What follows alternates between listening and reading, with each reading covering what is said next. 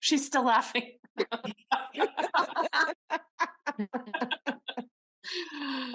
That's so funny.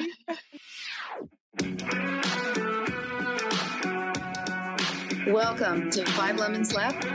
We're the real stuff, the lemons making lemonade. So pucker up because we're going to be discussing our life's lessons and the nitty-gritty details of our spiritual journeys.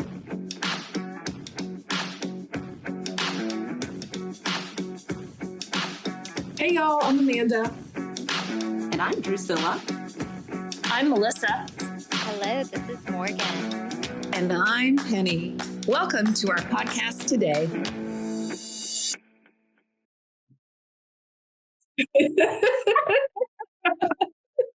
I'm so happy to be here. Another episode of Five Lemons Laughing. And this is a special one because it's Melissa and I. We really wanted to take the time to go through defining our values. We're talking about how to discover our values, how to eliminate what no longer is working in our lives, and think differently about orchestrating this experience that we're in called life. And Melissa found a great document. Say, Melissa, where it's from and kind of how you found it, because we're going to be working closely with this because it's a great roadmap to what we're talking about. Okay, thanks, Amanda. I just actually Googled it. I was wanting to just really be specific about what values are and what they mean to us, how we use them. You know, are they a part of us? Do we aim for them? That kind of thing. So I just Googled it and I came across this student success coaches for the University of Utah. And it is an open document. Anyone can Google it and pull it up. We definitely want to credit them and let them, get all the kudos on this. But it says it's reproduced from what are your values, deciding what's important in life by Mind Tools. So we don't know who the organization is, but this is a great document. We can use it for our purposes. Yeah. So, Melissa, did you Google the definition of values? Well, I kind of did, just for my own understanding. And what little notes I took was that values give us definition of our life and who we are, and it creates a direction and boundaries. So I kind of envision it as you're going down a freeway and you have a guardrail on both sides, and we've put the guardrail there, and it's just mostly to keep us on track of who we define ourselves as. And we also have cultural parameters. Those are probably part of the what blocks us or keeps us in or moves us in one direction or the other. And that is a good thing. So that is my definition. I think they also can change over life. Your values definitely, like my values have definitely changed from when I was 20 till now when I'm in my 50s. So we're going to talk about that. And I think that's really interesting. And I think we can also share, when we talk about our values specifically later, I do see that some of the values that I would have chosen before were directly handed down to me from my family. Isn't that true? Yeah. And that a lot of that stuff is looking at it. I think that's why a conversation about values is so important. And not only that, but until just a couple of years ago, if someone would have said, hey, what are your values? I mean, I could rattle them off now, but I would be blah, blah. And it's so important to me because now it's a filter for me. Yeah. So if one of my values is joy, laughter, like it's a filter. Like, so like if somebody asks me to do something or if I'm talking about something, I filter it through values. And those two aren't my only my only values, but we'll talk about. But for me, it's a filter. It's a redirection, right? If somebody asks me to go, whatever, if somebody asks me to do anything, if I take a stop, if I pause and look at my values, look at how I want to live my life, I can start making decisions. Like my whole life then supports my core values. And that's why this topic jazzed me up. Yeah. And also, like, we wanted to start off with a little bit of helping me redefine my values again, because I haven't had this conversation in a long time with anyone. And then also you as listeners is helping y'all have a little bit of space so you can think about your values. Absolutely. Yeah. And just you talking helped me also realize they're kind of like what feeds your soul. They do. Right? Yes. Yeah.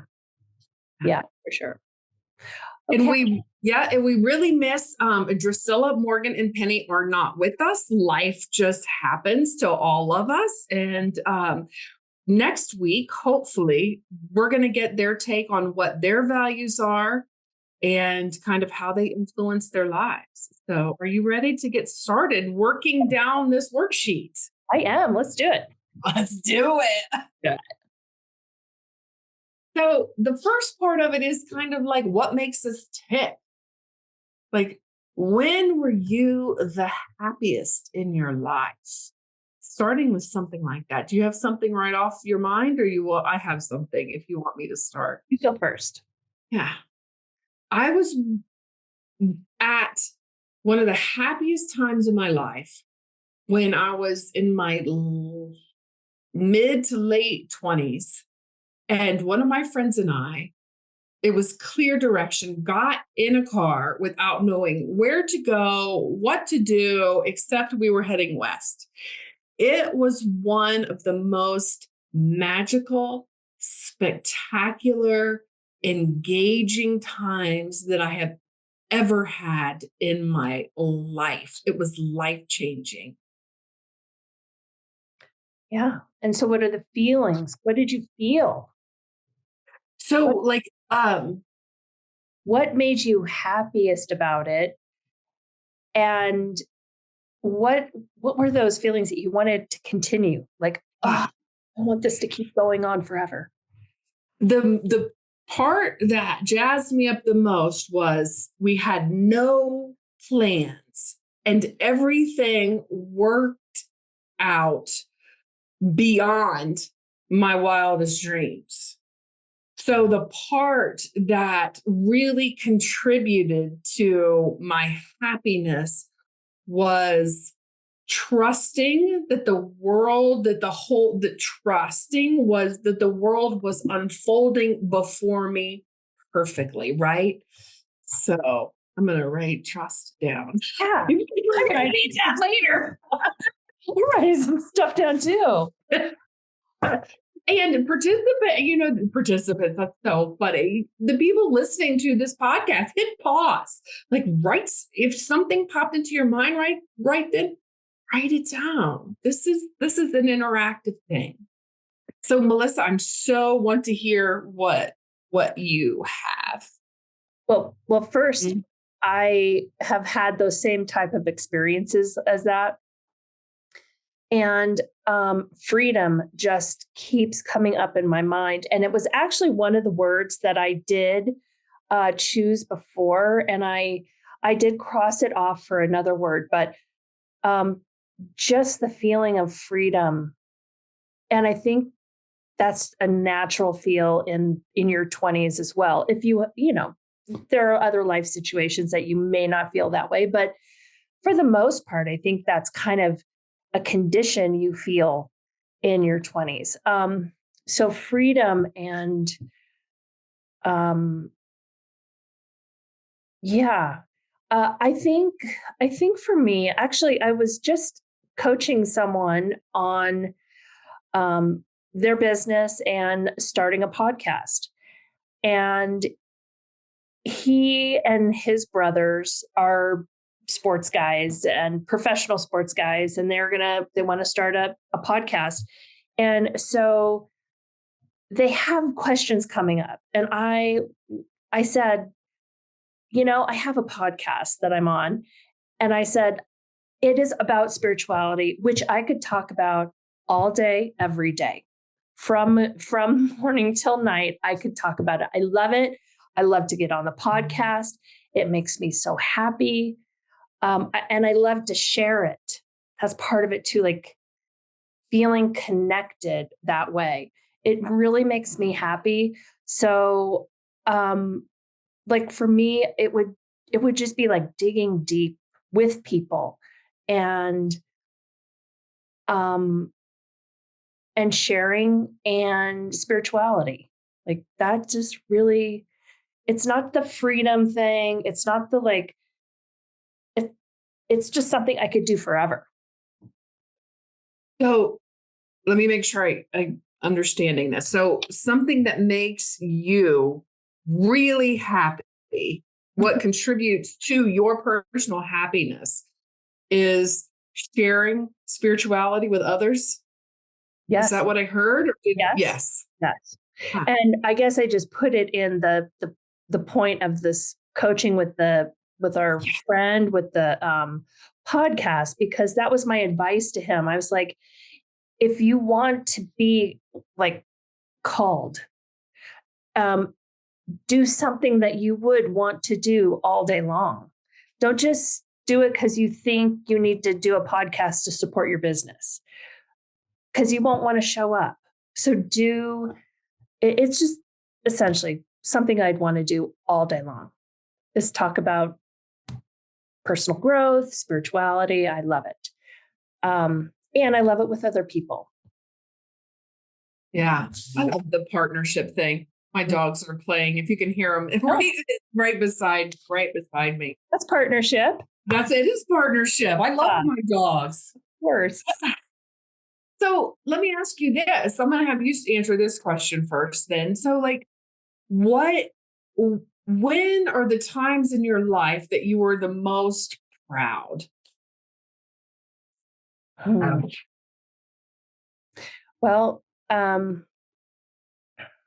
it's probably when I don't try, when it's just a natural action of who I am. I do remember when my oldest son was a baby, one of the women in this parenting group that I was in, she said to me, I think you're the nicest person I've ever met. And I thought, I just was like, this has got to be the best compliment I've ever had in my whole life. It's not that I was pretty or thin or, you got a great body or whatever. It was that I was the nicest person. And that is probably the thing I'm most proud of. Love that. Mm-hmm. Love that. And mine is going to be seems a little shallow. Oh, okay. Okay, we don't compare. We don't compare, right? Compare and despair. Don't do it, girl. So there's 2 times that really it just popped into my mind when I asked you this question. This is what popped into my mind. Super telling. So the first was I was a pom-pom girl in high school. We marched with the band. And I remember so sorry about my dogs. You're fine.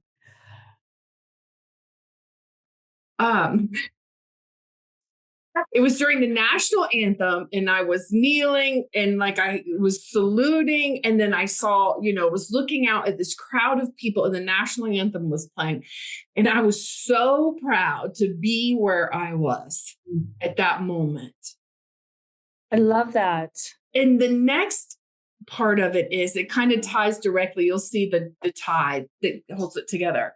I was in, how like elementary school, like dance classes, and I was in roller disco, right? I loved roller disco. And so I had to jump over like 2 or 3 kids. And, like a part of like this routine was really complicated and I nailed it. And afterwards, like the cry, like all the parents, of course, nobody but Boo was like, like I just got that. So what I'm realizing about myself is I like to be on stage, right? I didn't know that. That's all right. Yeah.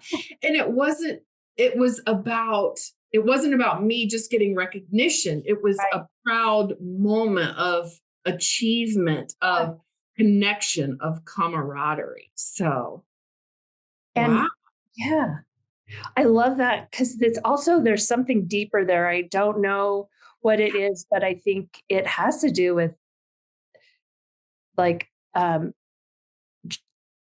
joy with everyone, like some kind of joy connection. Yeah. And some kind of like just celebration of the humanity of how cool a kid feels in roller disco, making it over like 3 people. Like I can feel that in my body. And I was a total roller rink kid in the 80s. I fully get it. Yeah. Yay. I wrote that down. I don't know how that's going to tie in yet, but we're following the process. Right? Yes. Wow. And I think just as a little side note, I think your first story was really, really pulled me because of freedom.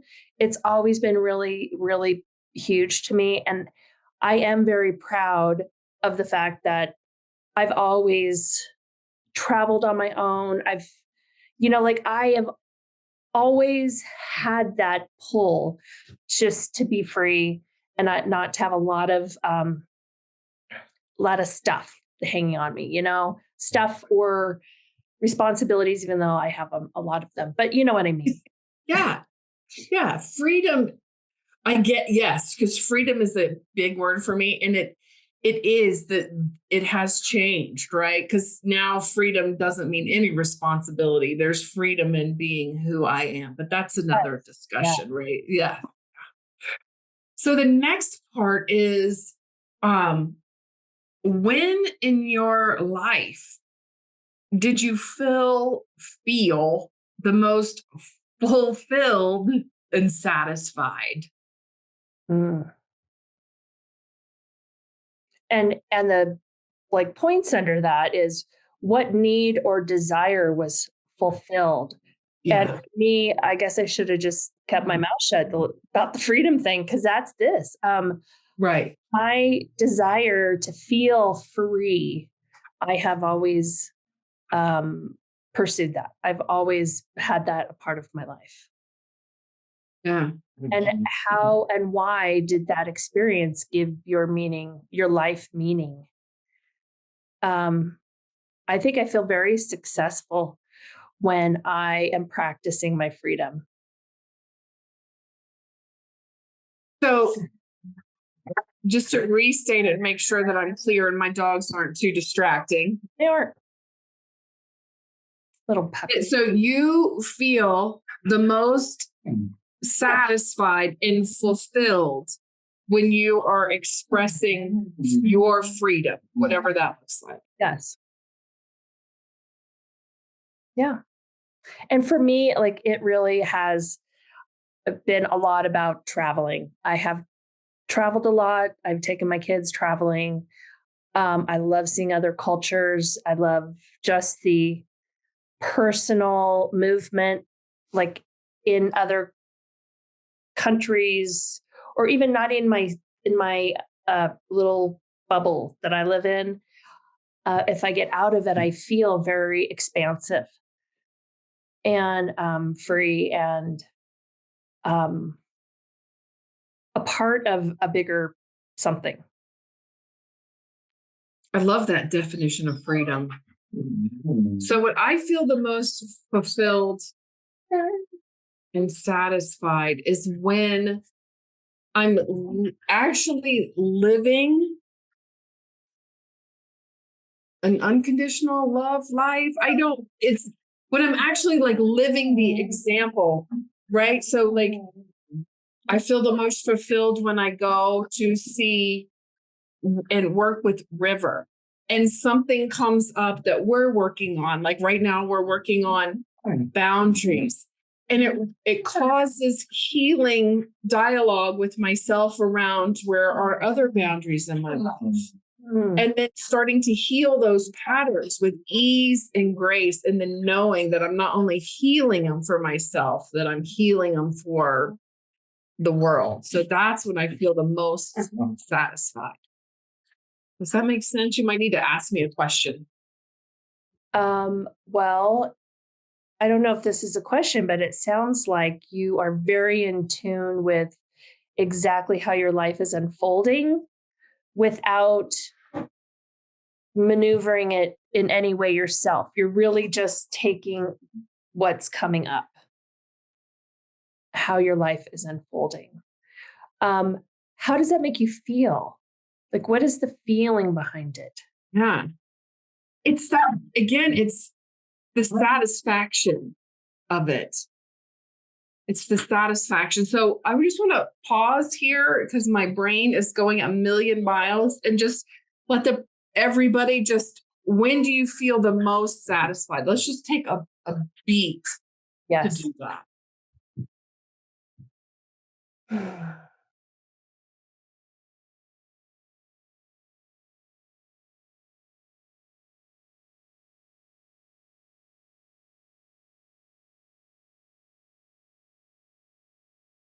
And I think satisfaction could be different than being fulfilled. And I think you can really feel satisfaction. You can feel satisfaction. Thank you. That really helps me get my brain together, right? So I can't describe it in any other way except knowing that I'm moving through this life with ease and grace. That feels really fulfilling and satisfying. Mm-hmm.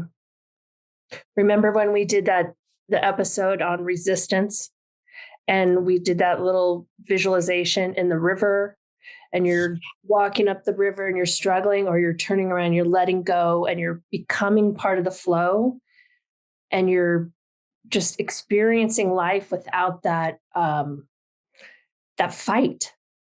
That I wish it was different. I need to make that person different. I need this situation to change. It really, I think, opens up a love, just love. It just opens up like this. There's just no blocks to the love when you're part of the flow. Thank you so much for saying that, because that's the thread that I needed. That's why, like, working in community together, listening to podcasts about spirituality, it gives a different perspective.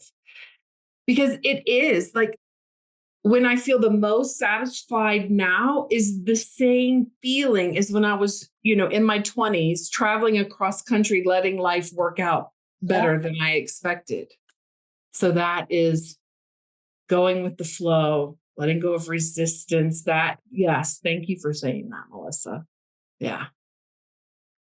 And I think too, what your story is making me think of is, as we're growing older, I think we get a little conditioned that things need to be a certain way. And we forget that we've moved out of that 20-year-old freedom, and into this like overwhelming place of responsibility, and things should be like this. And I'm making money now so I can have money later.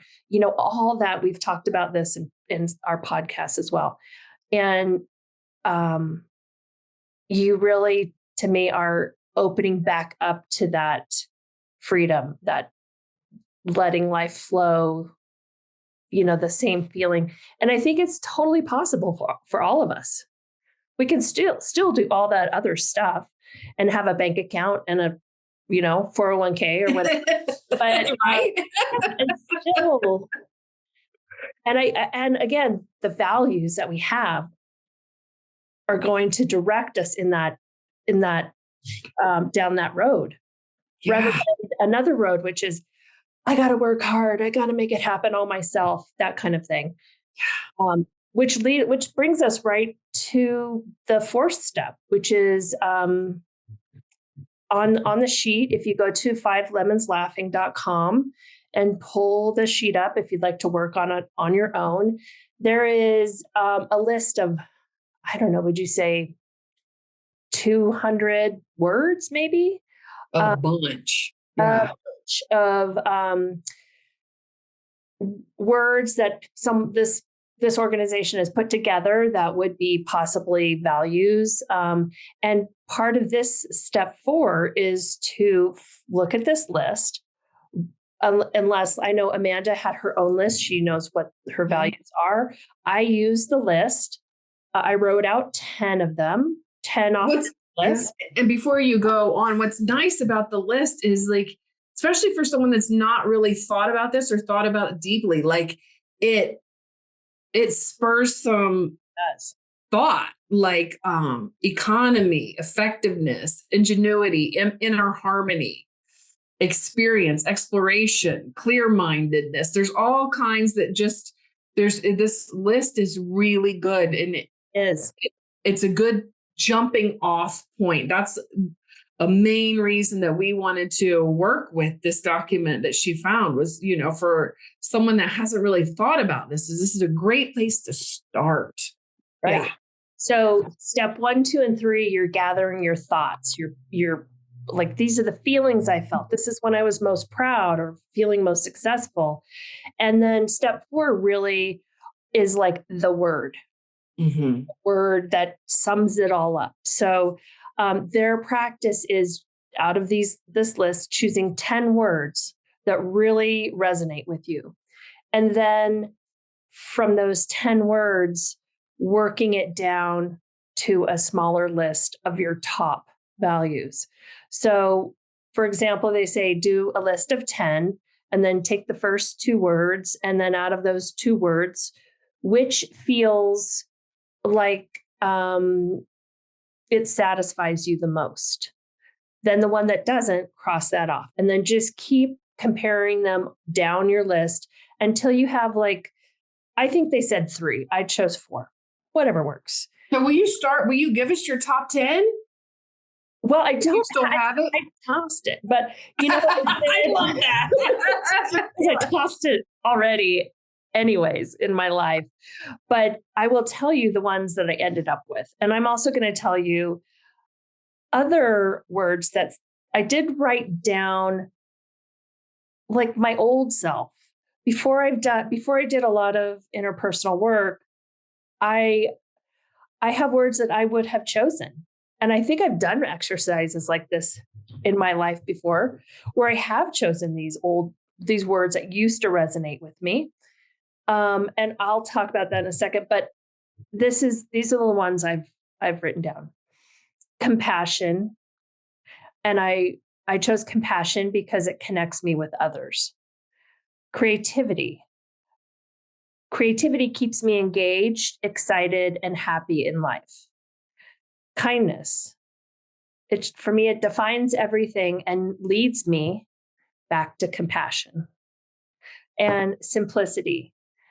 This is the one I'm working on the most. Like the others, I don't think I'm working on, but simplicity is something not only, I really do, it is a value for me. It is currently, and it is something I'm also trying to strengthen because I'm working towards it. And for me, it moves me in a direction where it gives me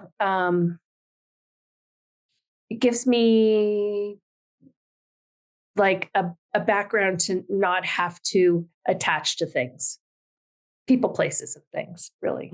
Keeping my life simple. And I'm moving soon, and it's all for simplicity. I just want my life to be simple. So those are my words. Those are my values. And so what are you, like, what did you used to be attached to that you're no longer, because that's really important stuff too. Yeah. It is. And I think, this is not like a beat up Melissa. I'm beating myself up for these values because for one, I think I definitely I was handed these from my family. Ooh, And I took them. That's not their fault. It's just, it was very important in my family. And I took them on, that these were now important to me. And also we've had podcasts where we've talked about different stages of our lives. And when we value different ways of being in different stages of our lives. And so for me, the old ones would have been hard work, generosity, giving, helping, giving, humility. I, can't shine too bright, that kind of thing. Intellectual, I've got to show up as smart or people won't like me. Perfection, justice. I used to fight for the right for everyone to party. Like that was my, like I'd go down with the ship because I was fighting on someone else's behalf. So justice, reliable, because I need to be reliable for people to like me. Service, again, giving, and being unique. You just can't be like everyone else. You have to be unique. So again, I'm not like beating myself up. I just clearly see these were definitely words I would have chosen at a different point in my life. And I think it's sorry, let me interrupt for 1 second. I'm done. It's so interesting because some of those words by themselves without the explanation would be beautiful. Generosity. There's a couple other things that you said without humility, like without hearing the motivation behind them. Like on the surface, they seem wonderful, right? Isn't that so interesting? So that's part of this process too. Like that I really see clearly that you were doing is like, not only like what I'm saying, but what's the feeling tone behind it that makes the difference. Yeah. And I really feel like if I hadn't been there and really struggled with all the old words, I have to work hard. If I'm a hard worker, everyone's going to love me. And I won't, I'm not good enough to just have God hand me things. I have got to work for it. I just had to be there to get to a place of one of my words, compassion. And that's compassion for myself as well. So yeah, I learned a lot from this. I really got a lot out of it. So I'll start with like some of the things that I just wrote down. My list is trust, joy, freedom, flow, gratitude, unconditional love, sharing and celebrating with people, and family. Those are what I have down, and I don't know how to narrow them down, but I will. We're gonna go through the process, right? Yeah.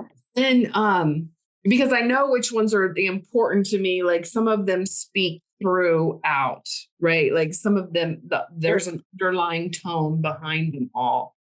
And I'm so glad that we're talking about what doesn't serve us anymore, because that's huge. Like listening to you, right? Not that I would have said this or even known about this when I was, 20, 15 years ago, is proving, right? I felt like I had to prove. And I'm so glad that I'm finally learning, for one, recognizing like when, in my life was I trying to prove something. And I did that. I did it a lot. Like if I really start taking inventory, the reason that I acted, like the reason that I did a lot, 80% of my life was trying to prove something, right? Like, who knows what, right? Like, yeah, it doesn't matter what it is. It doesn't matter.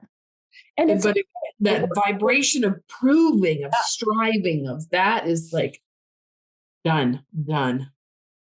And you will till you won't. I just think everyone will till they won't. Like I still have ways that I think, oh, you can't relax on the weekend. You got to work. You got to do something. You got to make it count, So it still comes up for me.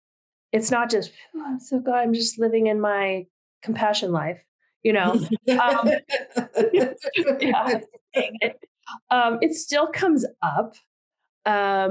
Or I'll still do something like I'll say something on the podcast, right? And then I'll think, oh God, that wasn't very humble.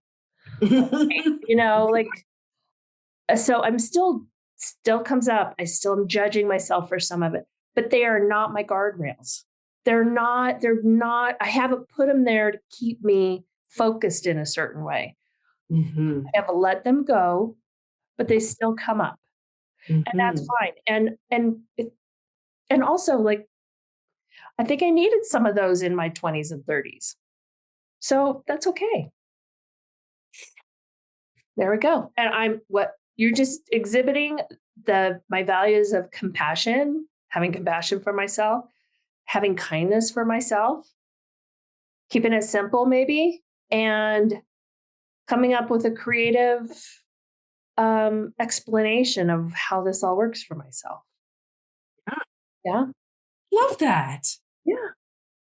So I know that you went through and did it, but like, you want to do yours? Yeah. Ooh, okay. Let's do me. That's not very humble. That's all right. Okay. So what are your first two? Trust and joy. Okay. Out of those two, which one it calls to you most? They both do. Like, I don't know. Okay. Well, let's keep them both. What's your third word? Freedom. Trust or freedom, which is most calling to you? I think like because trusting in divine, trusting in source, I think that's what causes freedom. Right. So like, don't try to freedom is trust. So then I would cross freedom out because that is trust. To me, that's trust. You're right. Freedom is probably trust. Yeah. Don't get too don't try to intellectualize it too much. Oh, well, at least that's not. I just tried to over this one, which do I like better? And I just did it. Okay. Okay. So you have trust and joy still. What's the next one? Flow. Trust. So I think trust wins over flow. Trust, right? Trust is flow. So back to the meditation going down the river. Yeah. If you're turning around and putting yourself in the water and going down with the flow and flowing with the flow, that's complete trust. Yes. That you're going to hit a waterfall and, go off the edge. Or it's going to be really fun going over the waterfall, right? It'll work out, right? It'll work out. Yeah. So my next one is gratitude. So I think that I don't want to get rid of that one yet. Right. Okay. Gratitude over trust, or trust over gratitude. I think gratitude is part of trust and joy. I want to leave that on my list right now. Okay. Yeah. Next one. Unconditional love. I think that one's, to me, I just am going to mark that off. Okay. I love it. I believe in it. I'm striving towards it, but it doesn't feel 100% right now. I don't know if it's I don't know why. It just doesn't feel like that's. Yeah. Because I still want to punch some people, right? I just do.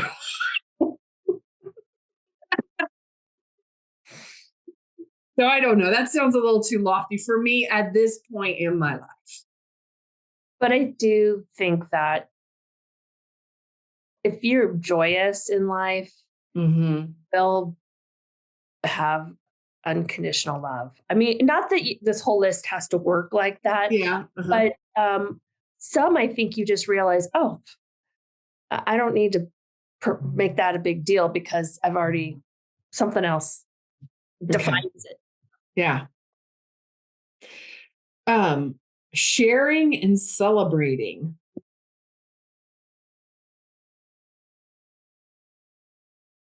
Sharing and celebrating. And celebrating or trust. Which one resonates with you the most? Or let's say, which one, let's go back to these things. Which one makes you feel more, which one makes you feel more satisfied? I think that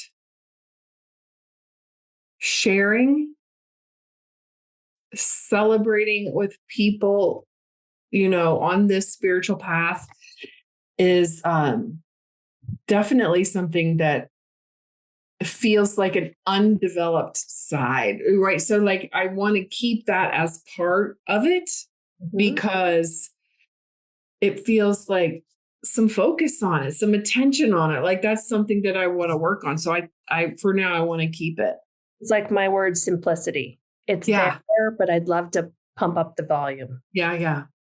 And then my last one is family. And like my family unit, my husband, my dogs, my horse, my home, my regenerative lifestyle. That is so important to me. That is such a value to me that like whereas like sharing and celebrating with people is something that I want to develop. Like I don't even have to think about the family aspect because it is. So for me, it doesn't need to be on this list because it is. It just is. So again, the definition of values gives definition, creates distinctions and boundaries. And if it just is, it is. It just is. So so it is a core value for me, my family. And I don't need to be reminded of it. It just is there, right? It doesn't have to be on a list of my top 3 things to filter through because it is a filter. Yeah. It already is. So that's how I'm choosing to do it. So right now, I think, So I have trust, joy, gratitude, and sharing this life with others. That's 4. So since you're a rebel, Melissa, and you had 4, I had to copy you. Yes. Now everyone can. Just do what feels right. Yeah. So we've just prioritized our list. And then step 6 on this sheet is reaffirm your values. Check your top priorities and make sure they fit with your life and your vision for yourself. I think that's really what we're going to cover next week. When all of our Lemonettes are together, we're going to talk about our priorities and how they influence our lives. Yes.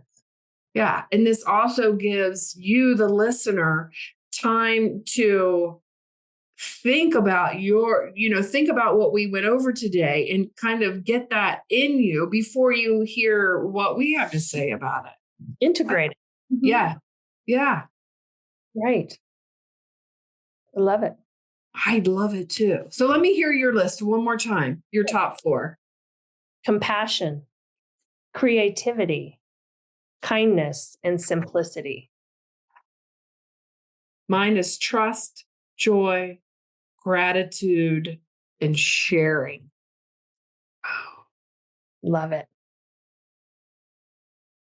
So let's stop right there, Melissa. Let's just pause. Let's hit the pause button until next week. Let's do it. Yeah.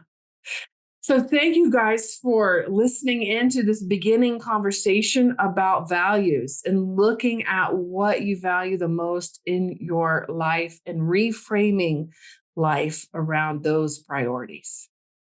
Yeah. Thank you very much for being here with us. And I really hope this turns out to be of value for everyone else. The link will be on our website. It will be, tied to our podcast. Say the name of it again. where it is and where they can find it? It will be at 5lemonslaughing.com, and 5 is spelled out. And we will have that up there in the next few days. And please visit, and we'll make it downloadable, or at least viewable.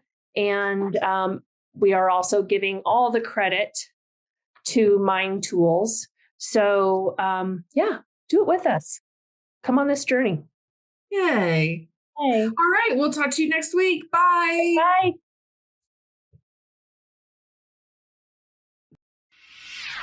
Bye.